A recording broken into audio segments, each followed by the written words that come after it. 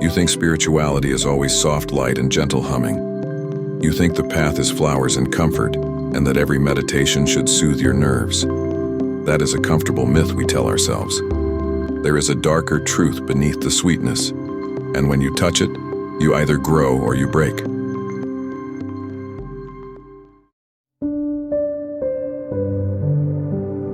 Kriya Yoga is not a feel-good technique. It is a protocol for moving life force, a precision tool for the nervous system, an engine that remolds your inner wiring.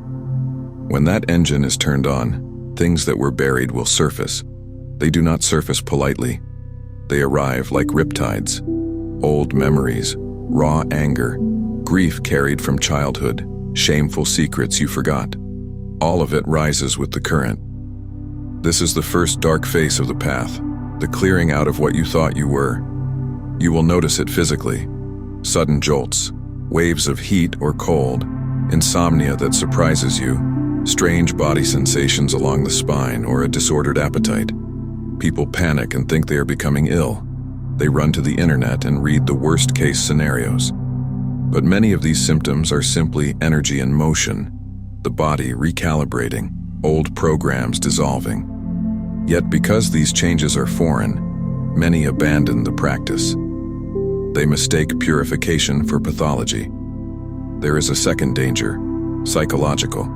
When energy opens, your mind loses its old anchors. The neat narratives that kept your ego comfortable begin to unravel. Without proper guidance, a seeker can slip into confusion.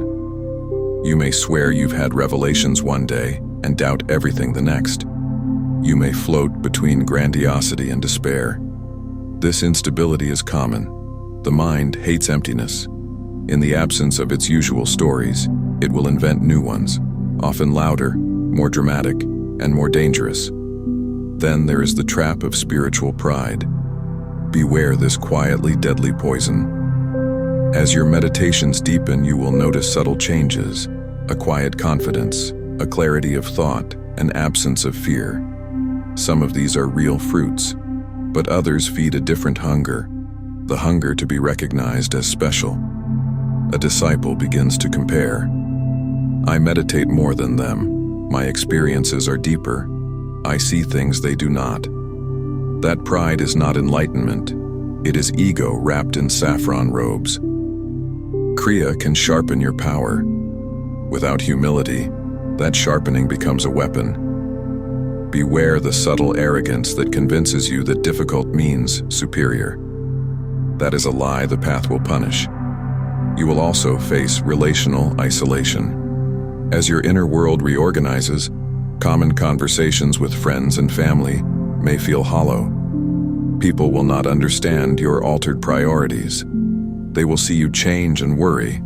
They will ask you to be practical, to stop, to conform back into the group. Some will call you weird. Some will distance themselves. Isolation is not always spiritual validation.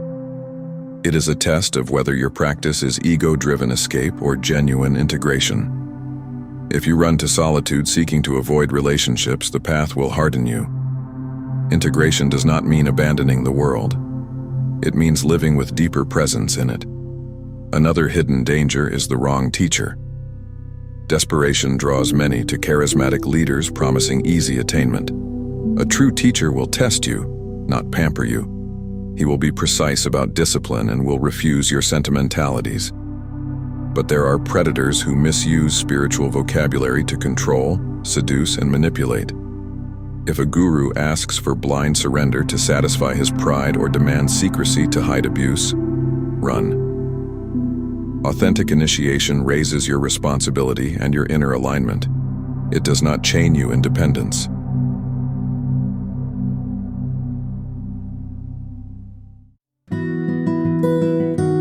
There are financial pitfalls too. Spiritual communities sometimes ask for sacrifice.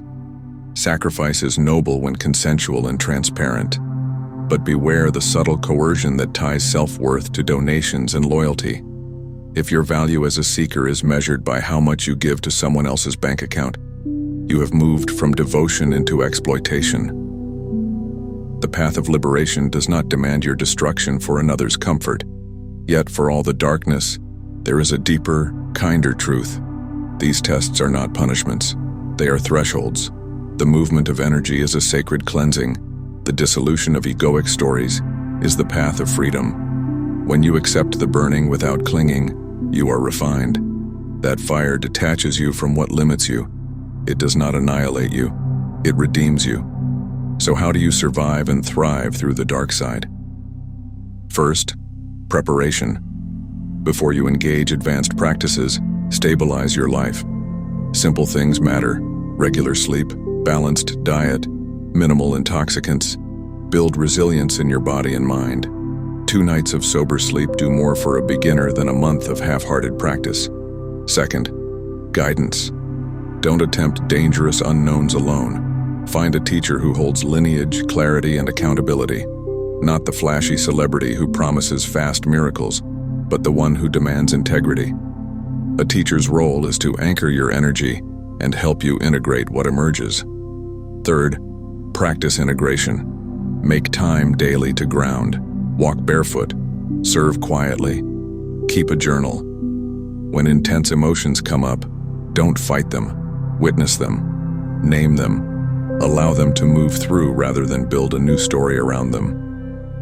Fourth, community.